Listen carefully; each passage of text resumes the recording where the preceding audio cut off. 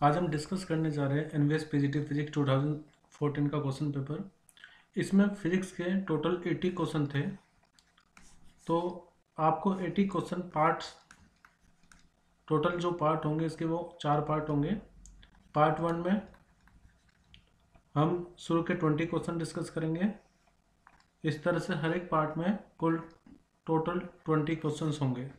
So let us start now question number 121।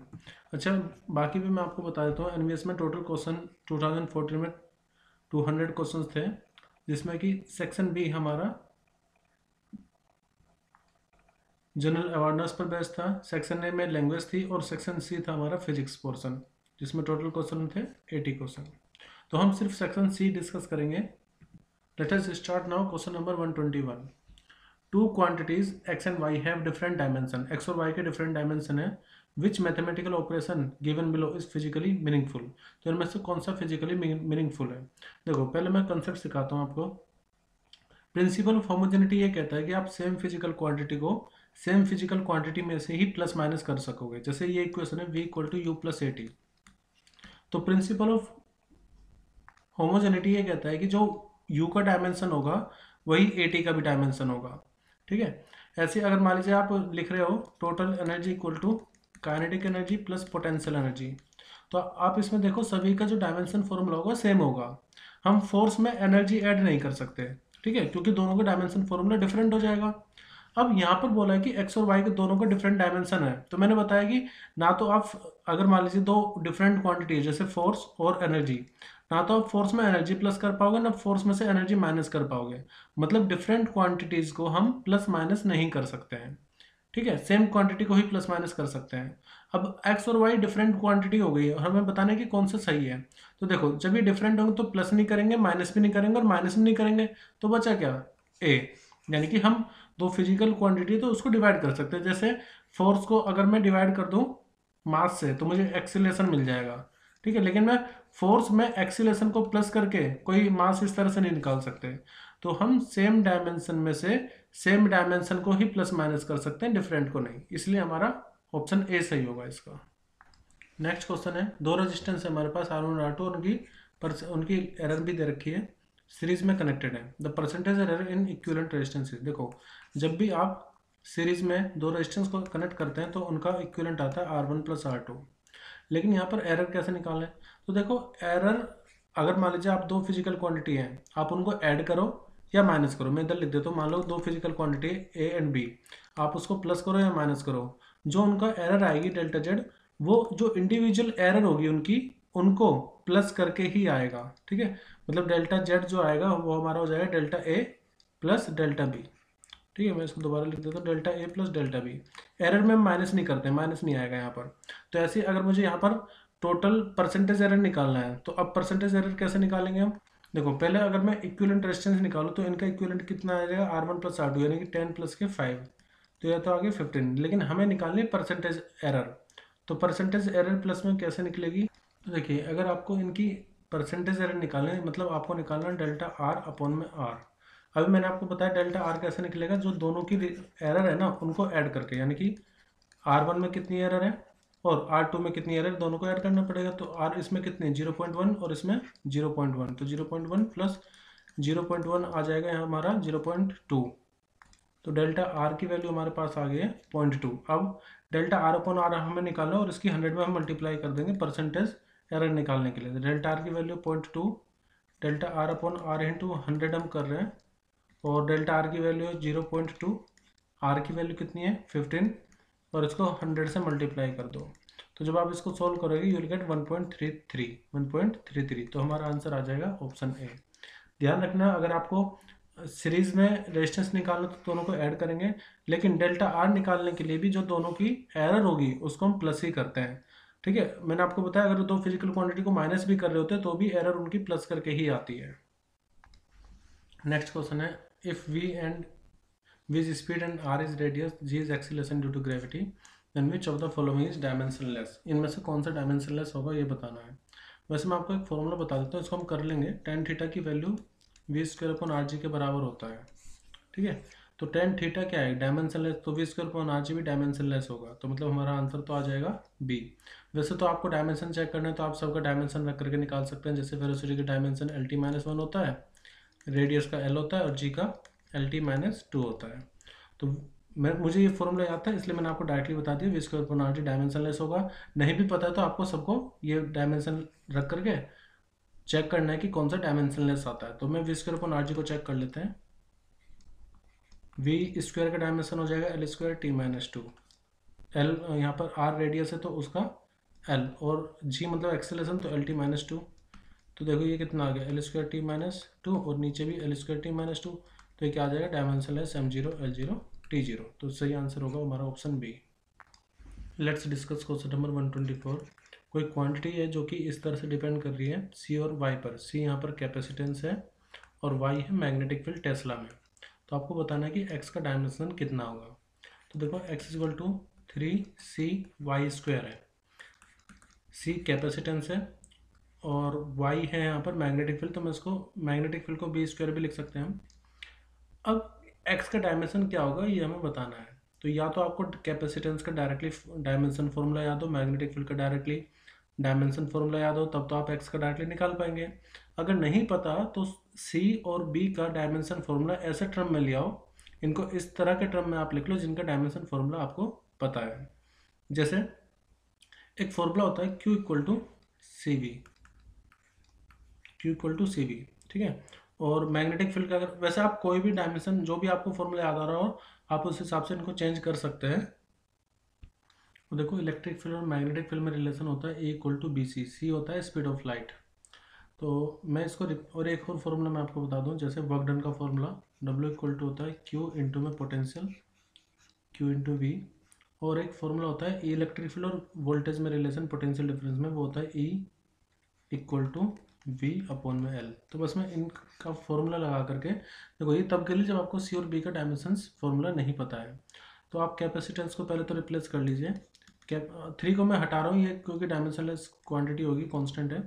अब सी को मैं क्या लिख सकता हूँ, सी को कैपेसिटेंस को मैं लिखता हूँ क्यू अपॉन में पोटेंशियल इंटू मैग्नेटिक फील्ड को मैं लिख रहा हूँ ई स्क्वायर अपॉन में सी स्क्वायर, मतलब जैसे बी है ना यहाँ पर, तो B equal to E upon C आएगा, तो E square upon C square हो जाएगा बी स्क्वायर की वैल्यू। अब देखो यहाँ पर मैं चार्ज को हटा रहा हूँ क्योंकि चार्ज का डायमेंशन फॉर्मूला बी एम्पियर में आएगा, एम्पियर यहाँ पर कुछ है नहीं, उससे कोई फ़ायदा नहीं है।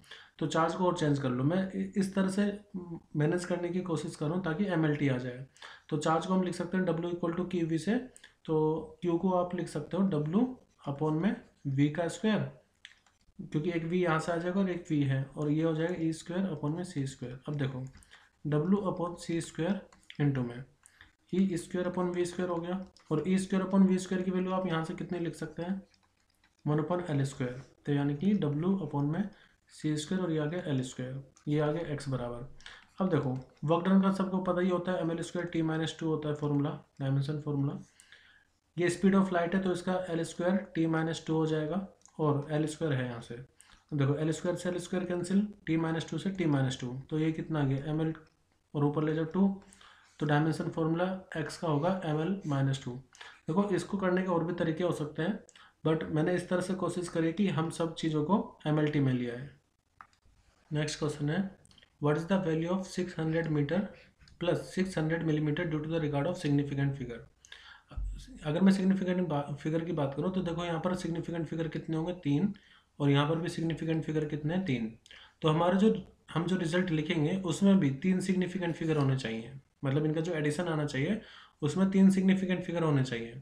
अगर मैं इसकी बात करूँ तो इसमें सिग्निफिकेंट फिगर है 4, और यहाँ पर सिग्निफिकेंट फिगर 1 2 3 पॉइंट के बाद इसको और गिनेंगे तो यहाँ पर भी 4 है, तो इनको और इनको तो हम नहीं लेंगे, बचा 600 मीटर और 601 मीटर, इनमें से कौन सा ठीक होगा।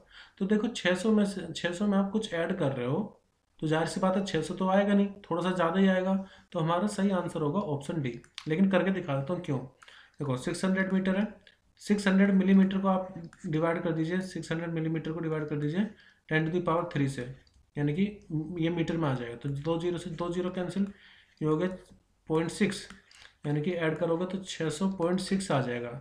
लेकिन इसमें 4 सिग्निफिकेंट फिगर है, रिजल्ट में हमें कितने सिग्निफिकेंट फिगर चाहिए, ओनली 3। तो मैं इसको राउंड ऑफ करूँगा। अब जब राउंड ऑफ करेंगे तो आप ये देखो पॉइंट के बाद इस डिजिट को मुझे हटाना है और ये डिजिट 5 से ग्रेटर है, तो मैं इसको मतलब इसके जो प्रेसिडिंग डिजिट है, इससे जो पहले वाले डिजिट है उसको एक इंक्रीज कर दूंगा, यानी कि हो जाए 601 मीटर में। तो इसलिए सही आंसर भी क्या आएगा हमारा, ऑप्शन डी। नेक्स्ट क्वेश्चन है, हमें इक्वेशन दी है प्रोजेक्टाइल की। The horizontal component of the velocity is 3 metre पर सेकेंड, जी की वैल्यू गिवन है, रेंज निकालना है। तो देखो पहले मैं थोड़ा सा कंसेप्ट इसमें बता देता हूँ। जैसे आप किसी ऑब्जेक्ट को प्रोजेक्टाइल मोशन करवा रहे हो तो आपको इनिशियल एंगल थीटा देना है लेट से, और इसके वेलोसिटी के दो कंपोनेंट होंगे, एक यू एक्स जो कि यू कोस थीटा के बराबर होता है, और एक इसका वर्टिकल कंपोनेंट जो कि यू वाई होता है यू साइन थीटा के इक्वल। अब जब यहाँ पर मान लीजिए रेंज क्या होता है, यहाँ से लेकर के यहाँ तक का डिस्टेंस, तो रेंज एक्चुअली वो एक्स डिस्टेंस में जो ट्रेवल कर रहा है डिस्टेंस वो रेंज होता है इसका टोटल, और एक्स डिस्टेंस की जो वेलोसिटी है वो कांस्टेंट होती है प्रोजेक्टाइल मोशन में, क्योंकि एक्स डायरेक्शन में कोई भी फोर्स नहीं लगती। तो डिस्टेंस इक्वल टू कितना होता है फॉर्मूला, स्पीड इनटू टाइम। तो हम यहाँ पर स्पीड लेंगे एक्स डायरेक्शन वाली और टाइम लेंगे टोटल टाइम ऑफ फ्लाइट। तो R equal to U X कितना, यू एक्स को हम लिख सकते हैं यू कोस थीटा इंटू में टाइम ऑफ फ्लाइट का formula 2u sine theta upon G होता है 2u साइन थीटा अपॉन में जी। ठीक है, अब देखो इस इक्वेशन को अगर मैं जनरल इक्वेशन से कंपेयर करूँ तो जनरल इक्वेशन होती है एक्स टेन थीटा माइनस में हाफ जी एक्स स्क्वायर अपॉन में you square cos square theta. तो जब मैं इसको 12x को आप कंपेयर करो तो तो x का जो कोफिशिएंट होगा यहाँ पर वो क्या हो जाएगा टेन थीटा।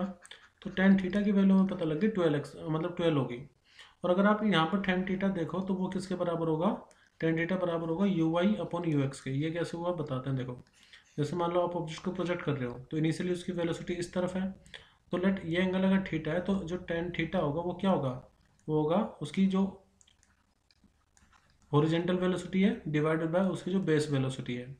तो आप ये देखिए कि हमें यू एक्स जो हॉरिजॉन्टल कंपोनेंट है ये तो हमें गिवन है 3 है, तो यहाँ से हम यू वाई निकाल पाएंगे। तो यू वाई की वैल्यू कितनी आ जाएगी 12 टाइम्स यू एक्स, यानी कि 12 इंटू में यू एक्स की वैल्यू 3, तो यू वाई की वैल्यू कितनी आ गई 36 मीटर पर सेकेंड। अब देखो यहाँ पर ये यू एक्स मैंने लिखा हुआ है, तो यू एक्स की वैल्यू हमें पता है कितनी है, इसको मैं ऐसे भी तो लिख सकता हूँ यू एक्स इंटू में, आप ये देखो ये क्या है यू साइन थीटा क्या होता है, यू साइन थीटा होता है यू वाई और अपॉन में जी। अब इससे फायदा ये हुआ कि यू एक्स की वैल्यू आपको पता है 3 है, यू वाई की वैल्यू भी हमने निकाली 36, और इसको हम डिवाइड कर देंगे जी से जो कि 10 है। अब जब आप इसको सोल्व करोगे तो आंसर आएगा 21.6 मीटर। तो हमारा सही आंसर हो जाएगा ऑप्शन बी। तो हमने सिर्फ इसको यहाँ से कंपेयर करके टेन थीटा निकाला, टेन थीटा से यू वाई निकाला जो कि 36 आया है, फिर रेंज के फॉर्मूले you x into T time of flight, time of flight को हमने लिख लिया 2y अपॉन में जी, क्योंकि टाइम ऑफ फ्लाइट क्या होता है 2u sine theta upon G, U sine theta मतलब क्या यू वाई यानी कि हॉरिजॉन्टल वेलोसिटी। तो यू एक्स हमें गिवन था, यू वाई हमने यहाँ से निकाला और जी की वैल्यू 10 गिवन है, तो उसी से हमारा आंसर आया 21.6 मीटर। नेक्स्ट क्वेश्चन है the maximum number of rectangular component into which a vector can be split in its own plane is. देखो मान लेते हैं कि कोई वेक्टर है इस तरह से, ये कह रहे हैं कि इस वेक्टर को हम मैक्सिमम कितने रेक्टेंगुलर कंपोनेंट में तोड़ सकते हैं सच दैट कि वो उसी प्लेन में रहे, can be split into its own plane. अब देखो जैसे वेक्टर ये है तो इसको मैं दो रेक्टेंगुलर कंपोनेंट में तोड़ सकता हूँ। मान लो एक इधर आ रहा है और दूसरा होगा इसके परपेंडिकुलर, ठीक है। अब तीसरा वेक्टर इसके परपेंडिकुलर होना चाहिए ना, अगर मान लिया होता भी है तो जो रेक्टेंगुलर कंपोनेंट होते हैं वो आपस में परपेंडिकुलर होना चाहिए। अब आप यहाँ पर कोई भी इस प्लेन में कोई भी दूसरा वेक्टर ऐसा नहीं बना सकते जो इन दोनों के परपेंडिकुलर हो, अगर वो होगा भी तो वो जेड एक्सिस होगा बाहर की तरफ, जो कि पॉसिबल नहीं है कि वो उसी प्लेन में, रिक्वायरमेंट है उसी प्लेन में होना चाहिए। तो इसलिए हमारा आंसर क्या हो जाएगा 2। जैसे कोई वेक्टर है ए तो उसके हम सिर्फ दो कंपोनेंट, दो रेक्टेंगुलर कंपोनेंट उसी प्लेन में ले सकते हैं, एक हो जाएगा ए कॉस थीटा, दूसरा हो जाएगा ए साइन थीटा। हाँ अगर वो ये वाली कंडीशन ना लगाते इट्स ऑन प्लेन तब हम 3 लेते हैं। नेक्स्ट क्वेश्चन है particle moves in straight line such that it's displacement. देखो डिस्प्लेसमेंट की इक्वेशन हमें गिवन है, ये पता करना है वेलोसिटी ऑफ पार्टिकल कब, जब एक्सेलरेशन 0 हो जाए। तो इसके लिए हमें वेलोसिटी और एक्सेलरेशन दोनों की इक्वेशन निकालेंगे। तो देखो डिस्प्लेसमेंट का अगर आप टाइम के रिस्पेक्ट में डिफ्रेंशिएशन कर दो तो आपको मिलेगा वेलोसिटी, और अगर वेलोसिटी का डिफ्रेंशिएट कर दो टाइम के रिस्पेक्ट में तो आपको मिलेगा एक्सेलरेशन। तो पहले अच्छा, जनरल रूल क्या होता है डिफ्रेंशिएशन का, जैसे आप टी की पावर एन का डिफ्रेंशिएशन कर रहे हो टी के रिस्पेक्ट में, तो ये होता है कि पावर तो आगे आ जाती है और एक पावर कम हो जाएगी, ठीक है। और अगर आप किसी कांस्टेंट का डिफ्रेंशिएशन कर रहे हो तो वो जीरो हो जाता है। अब इसी को बेस मानते हुए हम इसका डिफ्रेंशिएशन करेंगे जो इक्वेशन है। तो वेलोसिटी की इक्वेशन क्या आएगी, देखो D upon D T, S कितना है हमारे पास, टी की क्यूब माइनस 6t का स्क्वायर प्लस 3t प्लस 7। अब टी की क्यूब का डिफ्रेंशिएशन क्या होगा, तो मैंने क्या कहा कि पावर तो आगे आ जाएगी, मतलब पहले आपको हर एक टर्म का डिफ्रेंशिएशन करना है। यहाँ पर ये हो गया टी की क्यूब, ये हो गया -6 का डिफ्रेंशिएशन नहीं करेंगे, उसको बाहर निकालेंगे, टी का स्क्वायर का करेंगे, प्लस 3 को बाहर निकालेंगे तो डिफ्रेंशिएशन करेंगे टी का। और देखो 7 तो वैसे भी कांस्टेंट है, उसका जीरो ही आएगा। अब टी की क्यूब का डिफ्रेंशिएशन तो पावर आगे आ जाएगी और एक पावर कम हो जाएगी, तो ये हो गया 3t का स्क्वायर माइनस ये हो जाएगा पावर आगे आएगी और एक पावर कम, तो ये 60 और प्लस 3, क्योंकि D T upon D T 1 हो गया और ये 0। तो वेलोसिटी की फाइनल इक्वेशन अब मैं लिख रहा हूँ 3t का स्क्वायर माइनस 12t प्लस 3। अब एक्सेलरेशन हमें क्या करना है कि ये वो टाइम निकालना, देखो वेलोसिटी हमें निकालनी ना, तो हमें वो टाइम निकालना पड़ेगा जिसके लिए एक्सेलरेशन 0 है, इसलिए हमें एक्सेलरेशन की इक्वेशन पहले फाइंड करनी होगी। तो एक्सेलरेशन अब इक्वल टू हो जाएगा D upon D T, velocity का डिफ्रेंशिएशन करेंगे यहाँ पर 3t का स्क्वायर माइनस के 12t प्लस के 3, तो 3t स्क्वायर 3 को बाहर निकालो D upon D T, T square minus 12 को बाहर निकालो D T upon D T, और यहाँ पर डिफ्रेंशिएशन करेंगे 3 का। तो मैंने क्या बताया, पावर आगे आएगी यानी 3 इंटू 2 और एक पावर कम, तो यहाँ के 2t, टी स्क्वायर का 2t minus 12 D T upon D T का 1 हो गया, और ये तो कांस्टेंट है। तो एक्सेलरेशन कितना आ गया हमारे पास 6t माइनस के 12। अब बोला कि एक्सेलरेशन 0 होना चाहिए तब वेलोसिटी निकालना, the velocity of the particle when the acceleration is 0। तो क्योंकि ये 6t माइनस 12 एक्सेलरेशन के बराबर है ना, तो इसको 0 रख देते हैं और यहाँ से निकालेंगे टाइम की वैल्यू। तो 6t बराबर किसके आगे 12 के, तो टाइम की वैल्यू कितनी आ जाएगी 2 सेकेंड। यानी कि हमें वेलोसिटी तब निकालनी है जब टाइम की वैल्यू 2 सेकेंड है, क्योंकि 2 सेकेंड पर एक्सेलरेशन 0 हो गया है। तो अब बस यहाँ पर हम टी की, ये वेलोसिटी की इक्वेशन है, यहाँ पर टी की वैल्यू रखेंगे 2, तो 3 इंटू 2 का स्क्वायर माइनस 12 इंटू 2 और प्लस 3, यानी कि 3 ये 2 जब 4 हो गया, 4 इंटू 3 12 माइनस 12 इंटू 2 24 प्लस के 3, या फिर माइनस के 12 प्लस 3, तो ये आ जाएगा माइनस के 9 मीटर पर सेकेंड। तो हमारा आंसर आएगा ऑप्शन बी -9 मीटर पर सेकेंड। नेक्स्ट क्वेश्चन है, a ball whose kinetic energy is E is thrown at an angle of 45 degree with the horizontal.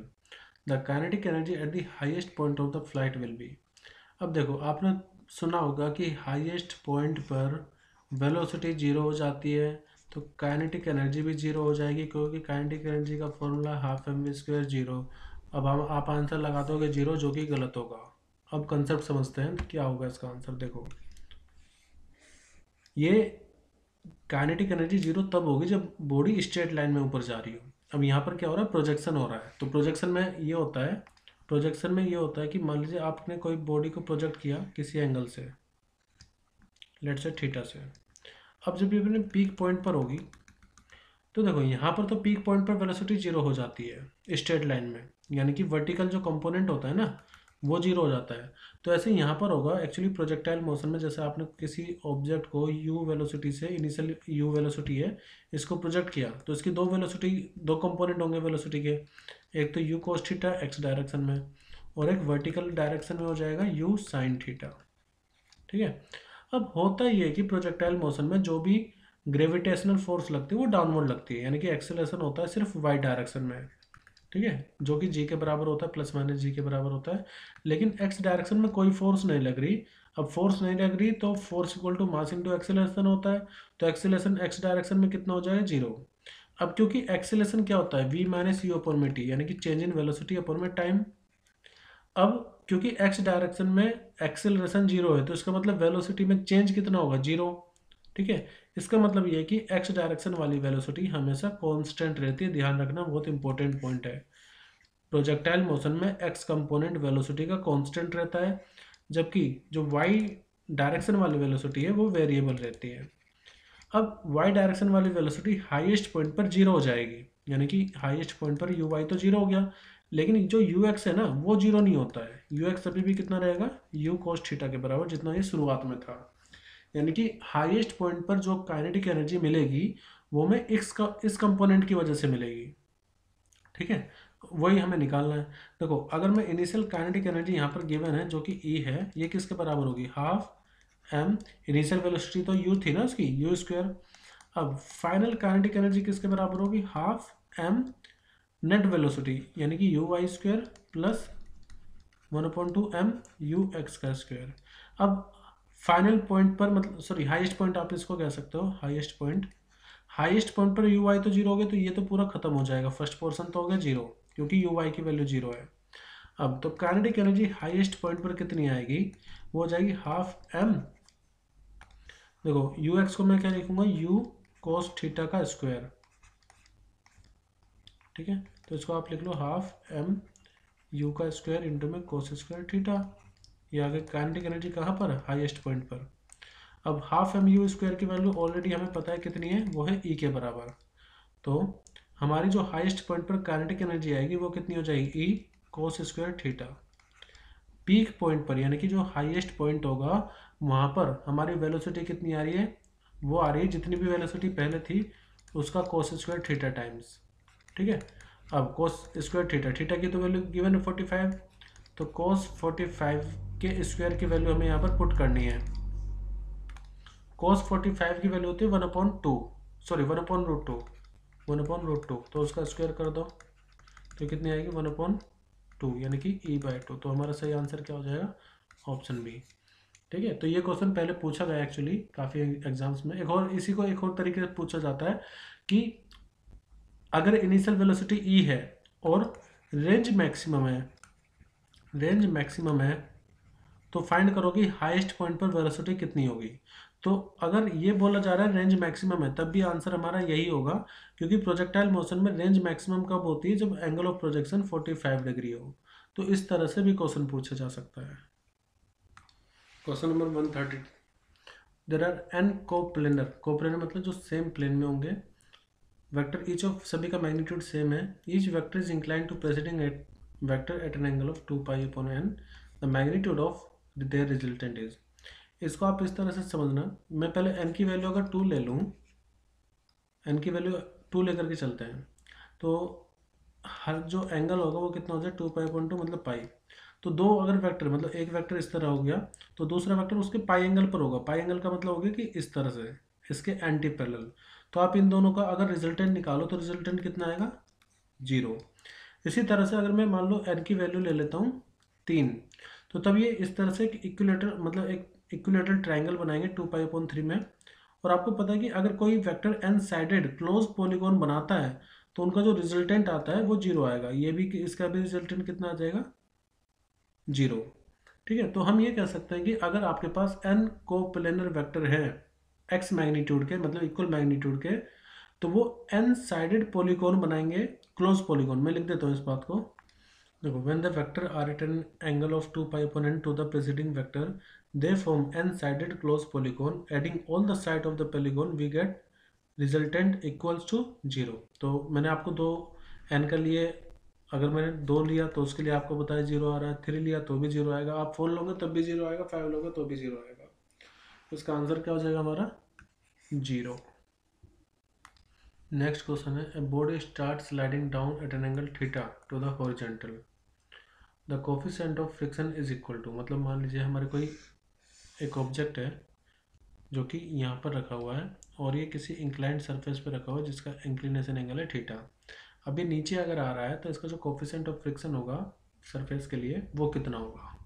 तो देखो पहले मैं इसका कुछ कंपोनेंट तोड़ देता हूँ। जैसे अगर ये यहाँ पर रखा हुआ है इक्विलिब्रियम में, तो इसका एक नॉर्मल वेक्टर होगा ऊपर की तरफ इसके परपेंडिकुलर, मतलब सरफेस से 90 डिग्री एंगल बनाते हुए, और इसका जो वेट होगा वो डाउनवर्ड होगा, तो ये हो गया इसका वेट डाउनवर्ड। अब देखो ये एंगल अगर थीटा है, इस वेट के दो कंपोनेंट होंगे, एक तो जो कि नॉर्मल रिएक्शन को बैलेंस करेगा, मतलब वो नॉर्मल रिएक्शन के जस्ट अपोजिट होगा, और एक डाउनवर्ड यानी कि इस तरफ। Along the surface. अब देखो जैसे ये थीटा एंगल है, ये हो जाएगा 90, तो ये हो जाएगा 90 माइनस थीटा, तो इधर वाला एंगल कितना आएगा थीटा। और मैंने आपको कई बार बताया हुआ, जैसे कोई वेक्टर ए है और ये यहाँ से थीटा एंगल बना रहा है, तो इसका इधर वाला कंपोनेंट हो जाता है जिससे थीटा एंगल बना रहा है ए कोस थीटा, और दूसरा वाला ए साइन थीटा।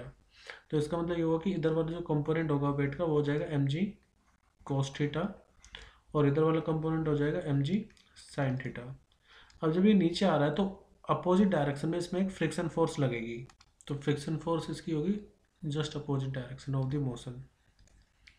अब देखो यहाँ पर नॉर्मल रिएक्शन किसके बराबर होगी, एम जी कोस थीटा के, और जो फ्रिक्शन फोर्स है, फ्रिक्शन अगर मान लीजिए मोशन में तो हम के लेंगे काइनेटिक फ्रिक्शन, वो बराबर होगा coefficient of kinetic friction F equal to mu R होता है, आर मतलब नॉर्मल रिएक्शन, तो आप इसको म्यू के इंटू एन भी लिख सकते हो, इसको आर और एन कुछ भी लिख सकते हो, डिपेंड करता है कि आप कौन सी बुक से पढ़े हो, हर बुक में आर या एन रहते ही है, या तो आर या एन।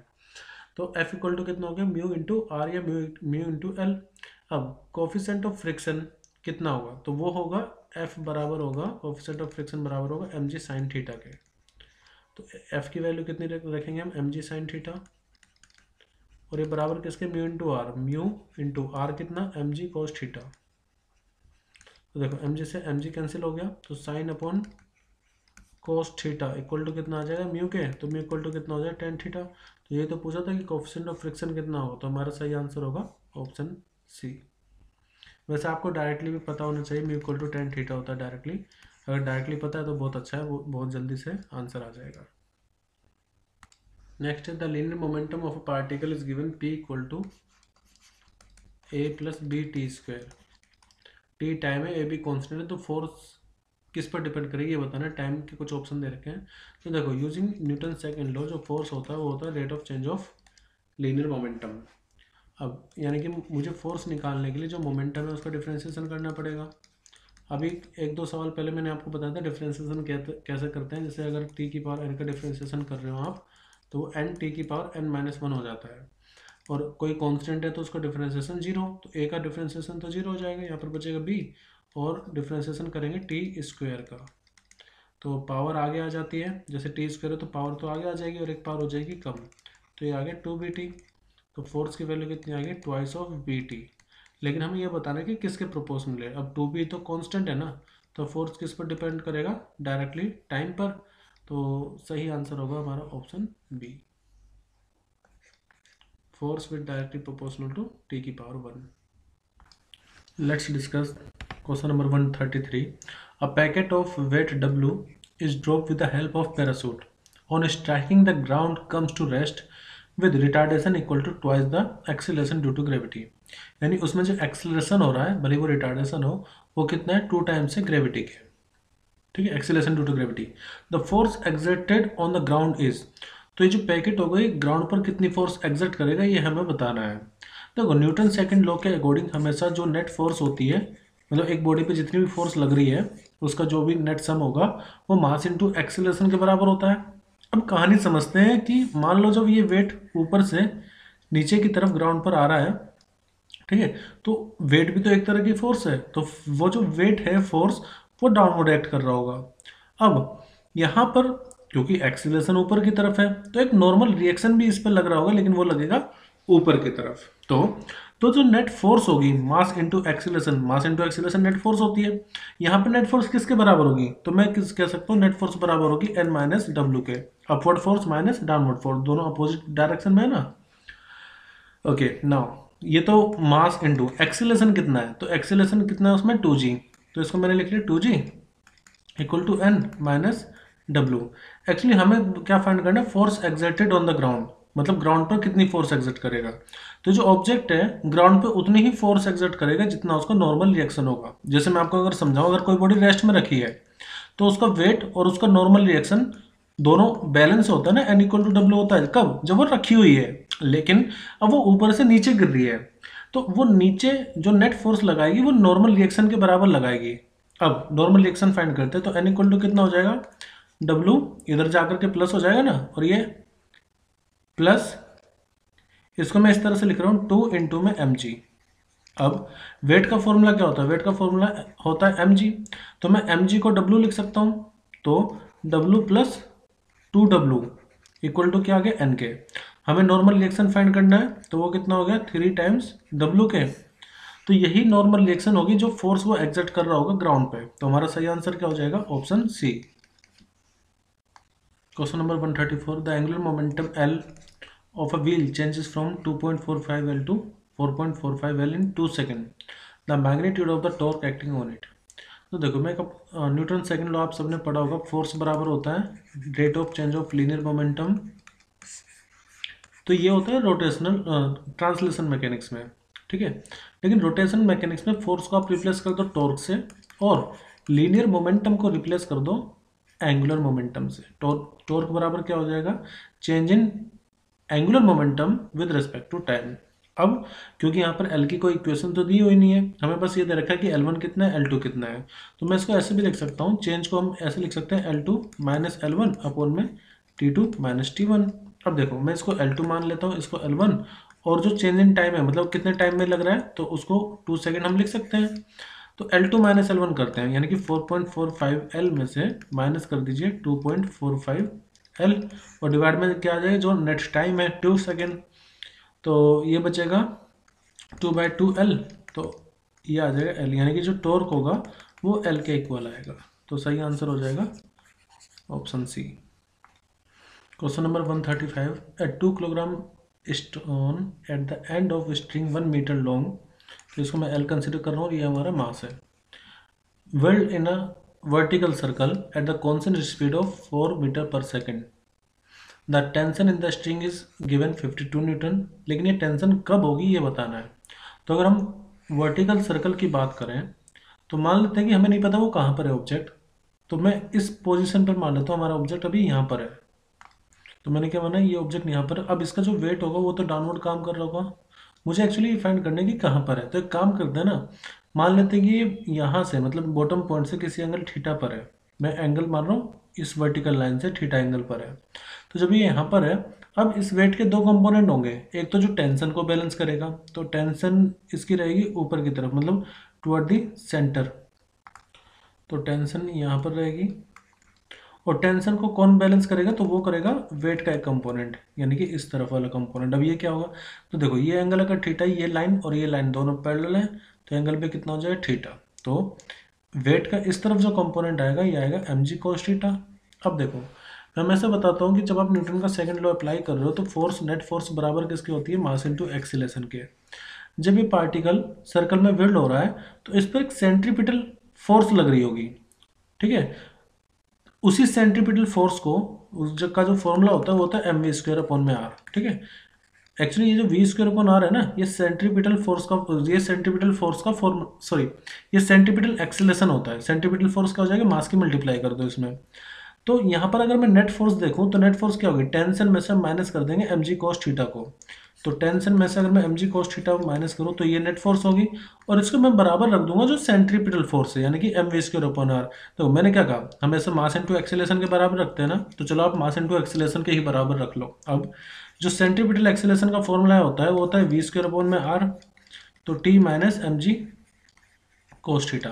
अगर मैं एंगल फाइंड कर पाया तो मुझे लोकेशन पता लग जाएगी पार्टिकल कहाँ पर है, वही मैं कोशिश कर रहा हूँ कि थीटा पता लग जाए। अब इसको आप ऐसे लिख सकते हैं, mg cos थीटा को इधर ले आते हैं, ये हो जाएगा t माइनस में mv² अपॉन में r, या फिर टेंशन कितनी है गिवन है 52 माइनस मास कितना है, तो मास हमें गिवन है 2 किलोग्राम इंटू वेलोसिटी का स्क्वायर कितना है, सॉरी वेलोसिटी कितनी है 4, तो 4 का स्क्वायर यहाँ पर कितना हो जाएगा 16 अपॉन में रेडियस r कितना है 1 मीटर है, तो यहाँ पर लग दिया हमने 1।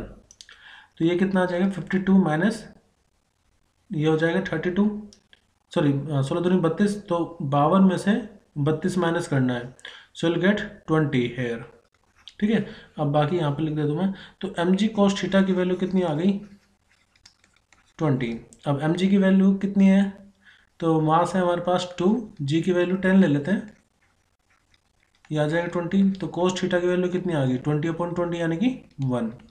अब cos थीटा की वैल्यू 1 आने का मतलब क्या है, इसका मतलब ये कि एंगल की वैल्यू 0 डिग्री होगी, तभी ऐसा होता है, ठीक है। देखो cos 0 डिग्री की वैल्यू तो 1 होती है, तो हम यहाँ से ये कंक्लूजन निकाल सकते हैं कि 52 न्यूटन 52 न्यूटन फोर्स तब होगी जब ये थीटा 0 डिग्री होगा, यानी कि पार्टिकल अपने बॉटम पॉइंट पर है। ठीक है, ये पार्टिकल बिल्कुल नीचे है, अभी बॉटम पॉइंट पर है, तो हमारा सही आंसर क्या हो जाएगा, at the bottom of the circle. Actually जो थीटा आया उसी हिसाब से हम अपना आंसर कंक्लूड कर रहे हैं। थीटा 0 आया तो हमारा ये एट द बॉटम हो जाएगा। अगर थीटा आता 90 डिग्री तो यहाँ पर होता, टॉप होता तो टॉप के लिए 180 डिग्री आता।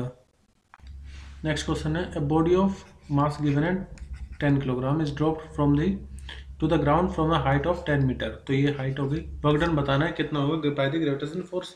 देखो वर्क डन बराबर होगा जो उसकी पोटेंशियल एनर्जी डिक्रीज हुई है, तो देखो वर्क डन बराबर होगा you final minus you initial के। अब जैसे बॉडी यहाँ पर है तो मैं मान लेता हूँ इसकी कुछ इनिशियल पोटेंशियल एनर्जी रही होगी, और जब ये बिल्कुल जीरो पर आ गई, हाइट इक्वल टू जीरो पर, तो इसकी कुछ फाइनल एनर्जी हो जाएगी। देखते हैं कितनी। एक्चुअली यू का फॉर्मूला होता है mgh। तो जब बॉडी h हाइट ऊपर है ग्राउंड से, तो इसकी इनिशियल एनर्जी हो जाएगी mgh, और जब ये बिल्कुल ग्राउंड पर आ गई तो हाइट तो जीरो होगी ग्राउंड के रेस्पेक्ट में, तो ग्राउंड के रेस्पेक्ट में इसकी पोटेंशियल एनर्जी कितनी हो जाएगी, जीरो। अब हमें तो वर्क डन निकालना है, तो यहाँ पर लिखो जीरो, यहाँ पर लिखो माइनस के mgh। तो जीरो माइनस m की वैल्यू 10, g की वैल्यू 9.8, हाइट की वैल्यू 10, तो ये आ जाएगा माइनस के 980, और ये SI यूनिट में आंसर आया होगा हमारा, तो हमारा सही ऑप्शन हो जाएगा ऑप्शन सी। ध्यान रखना पोटेंशियल एनर्जी का फॉर्मूला होता है mgh। Question number 137, the power supplied by a force acting on a particle moving in a straight line is constant, the velocity of the particle varies with displacement x। देखो power हमें given है, power है constant, और ये बताना है कि velocity x की कितनी पावर पर डिपेंड कर रहा होगा। अब कैसे निकालें इसको, तो देखो हमें डिस्प्लेसमेंट और वेलोसिटी के बीच में रिलेशन चाहिए। पावर का पहले फॉर्मूला सोचो माइंड में क्या आ रहा है। पावर का फॉर्मूला होता है पावर का फॉर्मूला होता है फोर्स इंटू वेलोसिटी F.V। ठीक है, पावर क्या होता है, फोर्स इंटू में वेलोसिटी। अब फोर्स को हम क्या लिख सकते हैं, फोर्स का एक ही फॉर्मूला होता है मास इंटू एक्सेलरेशन, तो वही मैं लिखूंगा यहाँ पर भी। तो पावर फोर्स को लिख लेते हैं मास इंटू में एक्सेलरेशन, और ये हो जाएगा वेलोसिटी। अब देखो हमें x को तो इंट्रोड्यूस करवाना पड़ेगा ना, तभी तो हम वेलोसिटी का डिपेंडेंस फाइंड कर पाएंगे x पर क्या है।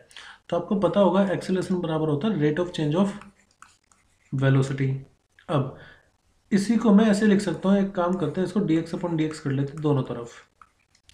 तो एक को हम इस तरह से भी लिख सकते हैं dv/dx, और देखो ये dx/dt हो जाएगा ये वाला पोर्शन। तो dx/dt क्या होता है, v, यानी कि ये भी एक्सेलरेशन की एक दूसरी फॉर्म है। जब आपको एक्सेलरेशन वेलोसिटी और डिस्प्लेसमेंट में रिलेशन चाहिए होता है तब इसका इस्तेमाल करना चाहिए, ए इक्वल टू वी इंटू में dv/dx।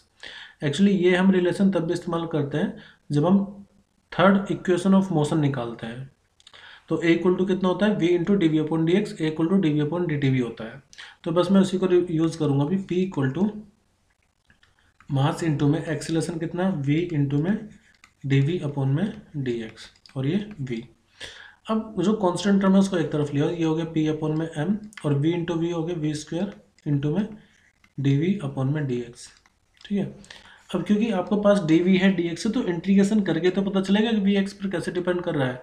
तो dx को इस तरफ ले आते हैं, तो p/m equal to p/m into में dx हम लिख सकते हैं v² इंटू में dv हो जाएगा। अब दोनों तरफ इंटीग्रेट कर दीजिए, इंटीग्रेट ऑन बोथ साइड। पहले मैं बेसिक इंटीग्रेशन बता देता हूँ। जैसे आप किसी x की पावर n का इंटीग्रेशन कर रहे हैं तो x की पावर n+1/n+1 आता है। ठीक है, अब देखो यहाँ पर इंटीग्रेशन का साइन लगाते हैं पहले, p/m। अच्छा p/m तो कांस्टेंट है, उसको तो इंटीग्रेशन होगा नहीं, इसको तो बाहर ही रखो, ऐसे लिख लो dx, और इंटीग्रेशन ऑफ v² इंटू में dv। एक्चुअली यहाँ पर हम वेलोसिटी के रेस्पेक्ट में इंटीग्रेशन करेंगे क्योंकि dv लिखा है, और यहाँ पर हम x के रेस्पेक्ट में इंटीग्रेशन करेंगे क्योंकि हमारे पास dx है। तो हो जाएगा p/m dx का इंटीग्रेशन कितना है, तो dx का मतलब होगी पावर यहाँ पर जीरो है। जब पावर जीरो तो 0+1 यानी कि x की पावर 1 ही तो आएगा, और नीचे 0+1 यानी कि 1, तो dx का सिर्फ इंटीग्रेशन आएगा x इक्वल टू। अब ये जैसे vdv है, सॉरी v² है, तो मैंने क्या बताया कि जितनी पावर हो उसमें एक ऐड कर दो, तो v³/3 हो जाएगा ना, पावर 2 है तो उसमें एक ऐड करो, यानी कि 3/3। तो वी स्क्वायर का इंटीग्रेशन कितना आ जाएगा, v³ और यहाँ पर कोई कांस्टेंट c आप लगा सकते हैं। अब हमें तो ये देखना है कि p/m मतलब x v पर कैसे डिपेंड कर रहा है। तो लेट्स से c खुद एक कांस्टेंट है, तो हम इसको ऐसे कह सकते हैं कि आप बस ये देखो कि v³ x पर डिपेंड कर रही है, हम कह सकते हैं यहाँ से v³ किस पर डिपेंड कर रही है, x पर। तो v किस पर डिपेंड करेगा, तो उसके लिए आपको क्यूब रूट लेना पड़ेगा। तो हम कह सकते हैं कि v x⁻1/3 पर डिपेंड कर रहा है। तो हमारा सही आंसर हो जाएगा ऑप्शन डी। नेक्स्ट है the work done by the forces on a system equals to change in. तो आपने एक वर्क एनर्जी थ्योरम पढ़ा होगा, वर्क एनर्जी थ्योरम ये कहता है कि जो भी वर्क डन होगा वो बराबर होगा चेंज इन काइनेटिक एनर्जी के। ठीक है, चेंज इन काइनेटिक एनर्जी के। तो यहाँ पर क्या है, work done by all the forces on a system equal to change है ना, तो किसका चेंज इन काइनेटिक एनर्जी। तो हमारा सही आंसर हो जाएगा ऑप्शन बी। क्वेश्चन नंबर 139, हमारे पास दो स्प्रिंग है और उसका स्प्रिंग कांस्टेंट का रिलेशन ये है कि kx 2ky के बराबर है। तो पहले दो स्प्रिंग ले लेते हैं, लेट्स से x और y। तो हमने दो स्प्रिंग ले ली, एक kx और एक ky। आगे बोला है कि उनको हम सेम फोर्स अप्लाई करके, मतलब हम फोर्स अप्लाई कर रहे हैं, स्ट्रेच कर रहे हैं, और फोर्स जो लग रही है दोनों पर इक्वल लग रही है। जो फोर्स इस पर है उतनी फोर्स इस पर भी लगा रहे हैं। तो आपको बताना है कि if the energy stored in A is E, अब ये x को ए बोल रहे होंगे। अगर मान लो इसमें एनर्जी ई है तो then the energy stored in B, मतलब जो हमारी दूसरी, इसको बी मान लेते हैं, वाई एक ही बात है, पता नहीं वो पहले x और y बाद में ए और बी ले लिया है। तो बाद में जो एनर्जी होगी बी में वो कितनी होगी, ये हमें फाइंड करना है। तो एनर्जी अगर फाइंड करना है तो एनर्जी का फॉर्मूला तो पता होना चाहिए। अब एनर्जी का फॉर्मूला क्या होता है, तो देखो जब आप स्प्रिंग को स्ट्रेच कर रहे हो तो उसमें पोटेंशियल एनर्जी आएगी। जो पोटेंशियल एनर्जी का फॉर्मूला होता है वो होता है हाफ के एक्स का स्क्वायर। ठीक है, एक्स क्या होता है, displacement from the mean position, x होता है displacement from the mean position, क्या होता है स्प्रिंग कांस्टेंट। और एक आपको ये फॉर्मूला पता होना चाहिए, एफ इक्वल टू के टाइम्स एक्स होता है, के स्प्रिंग कांस्टेंट इनटू में डिस्प्लेसमेंट। वैसे तो माइनस साइन आता है क्योंकि हमेशा फोर्स और डिस्प्लेसमेंट अपोजिट डायरेक्शन में होता है। तो फोर्स बराबर हो गया के एक्स के और एनर्जी बराबर होगी हाफ के एक्स स्क्वायर। लेकिन मुझे डिस्प्लेसमेंट के बारे में कुछ बताया नहीं, तो मैं कैसे फाइंड कर पाऊंगा कि एनर्जी कितनी होगी। तो इसलिए हम एनर्जी का फॉर्मूला ऐसे टर्म में फाइंड करेंगे जो हमें पता है या जो क्वेश्चन में दिया हुआ होगा। अब देखो यहाँ पर एनर्जी हाफ के एक्स स्क्वायर है, तो क्योंकि बोला गया है कि दोनों के लिए सेम फोर्स अप्लाई हो रही है, तो इस एनर्जी के फॉर्मूले को हम, और के बारे में भी रिलेशन पता है कि के क्या है, तो एक्स को रिप्लेस कर देते हैं 1/2। एक्स का क्या हो जाएगा यहाँ से f/k और उसका स्क्वायर, यानी कि 1/2 के एफ का स्क्वायर अपॉन में के का स्क्वायर। कैसे के कैंसिल कर दो तो इक्वल टू कितना आ जाएगा, 1/2 एफ का स्क्वायर अपॉन में के। अब देखो क्योंकि दोनों के लिए सेम फोर्स लग रही है, दोनों में ही सेम फोर्स लग रही है, तो एनर्जी फोर्स पर तो डिपेंड नहीं कर रही होगी। यहाँ पर हम क्या कह सकते हैं, एनर्जी दोनों की इनवर्सली के पर डिपेंड कर रही है। क्योंकि देखो मैं दोबारा बताता हूँ, दोनों में सेम फोर्स लग रही है तो फोर्स की वजह तो एनर्जी एक तरह से सेम ही होगी, लेकिन क्योंकि दोनों का स्प्रिंग कांस्टेंट अलग अलग है तो इसलिए जो एनर्जी होगी वो स्प्रिंग कांस्टेंट पर इनवर्सली डिपेंड कर रही होगी। अब हम ये कह सकते हैं कि ई बी अपॉन ई, इसको मैं ए ले लेता हूँ, ए जो कि मैं गिवन है, ई ए कितना है, ई के बराबर। एक्चुअली हमें बता रखा है इसमें एनर्जी ई है तो इसमें एनर्जी कितनी होगी। तो हमें क्या निकालना है, ई बी निकालना है, ई ए हमें गिवन है ई के बराबर। तो जो ई बी अपॉन ई ए होगा वो किसके बराबर होगा, तो देखो जब आप दोनों का रेशियो निकालोगे तो 1/2 दोनों में आएगा, एफ स्क्वायर दोनों में आएगा तो वो तो हट जाएगा क्योंकि 1/2 और एफ स्क्वायर दोनों के लिए सेम होगा। तो आप इसको ऐसे लिख सकते हो कि ई बी अपॉन ई ए बराबर होगा, स्प्रिंग कांस्टेंट पर इनवर्सली डिपेंड कर रहा है ना, तो यहाँ पर ई बी है तो नीचे आएगा के बी, यहाँ पर ई है तो ऊपर आएगा ई है, क्योंकि इनवर्सली डिपेंड कर रहा है इसलिए ऊपर नीचे हुआ है ये। ओके, अब देखो हमें क्वेश्चन में क्या गिवन है, के एक्स बराबर 2ky। अब क्योंकि इन्होंने ये बाद में ए भी कर दिया है तो आप इसको ऐसे लिख लो, कोई फर्क नहीं पड़ेगा, के ए बराबर 2kb। हमें किसका रेशियो चाहिए, हमें चाहिए के अपॉन ए बी, के ए अपॉन में के बी जो कि 2 के बराबर होगा। तो इसको आप 2 के इक्वल रख लो। अब ई बी इक्वल टू कितना आ जाएगा, 2 टाइम्स ई ऑफ ए, और ई ऑफ ए कितना गिवन है, ई, तो यानी कि जो एनर्जी होगी सेकंड वाले स्प्रिंग में वो 2 टाइम्स होगी जो भी एनर्जी फर्स्ट वाली में रही होगी। तो हमारा आंसर क्या हो जाएगा? Option B. आप एक्स और वाई और ए बी में कंफ्यूज मत होना, जो एक्स है वही ए है, जो वाई है वही बी है। गंगाधर ही शक्तिमान है। नेक्स्ट क्वेश्चन है the minimum horizontal speed given to a bob of simple pendulum of length L to describe the complete circle should be. मतलब कोई हॉरिजॉन्टल सर्कल है, तो इसमें ये जो पार्टिकल है इसको हम इनिशियल स्पीड कितनी देर सच दैट कि ये अपना पूरा सर्कल कवर कर ले। तो देखो ये सेकंड क्वेश्चन है जो कि इस पेपर में पूछा गया है on the basis of vertical circle. तो देखो अगर मैं इसका डेरिवेशन करूँगा तो बहुत ज़्यादा टाइम लगेगा। मैं आपको दो कंसेप्ट बताता हूँ, दो पॉइंट बताऊँगा। एक तो इनिशियल पॉइंट पर जो वेलोसिटी होगी कितनी होनी चाहिए। तो देखो कम से कम आपको जो स्पीड देनी पड़ेगी वो होगी √5g, जो भी लेंथ है उसके बराबर। ये वो स्पीड है जो मिनिमम आपको देनी चाहिए सच दैट कि एक सर्कल कंप्लीट करे। और अगर ये पूछता कि टॉप पर वेलोसिटी कितनी होगी, तो टॉप पर जो वेलोसिटी होगी वो होगी √g इंटू में r, और r क्या आ जाएगा यहाँ पर? लेंथ। फिलहाल तो इस क्वेश्चन में पूछा कि मिनिमम स्पीड कितनी देनी पड़ेगी कि कंप्लीट सर्कल कर ले, तो हमारे लिए आंसर जो होगा वो होगा ऑप्शन सी।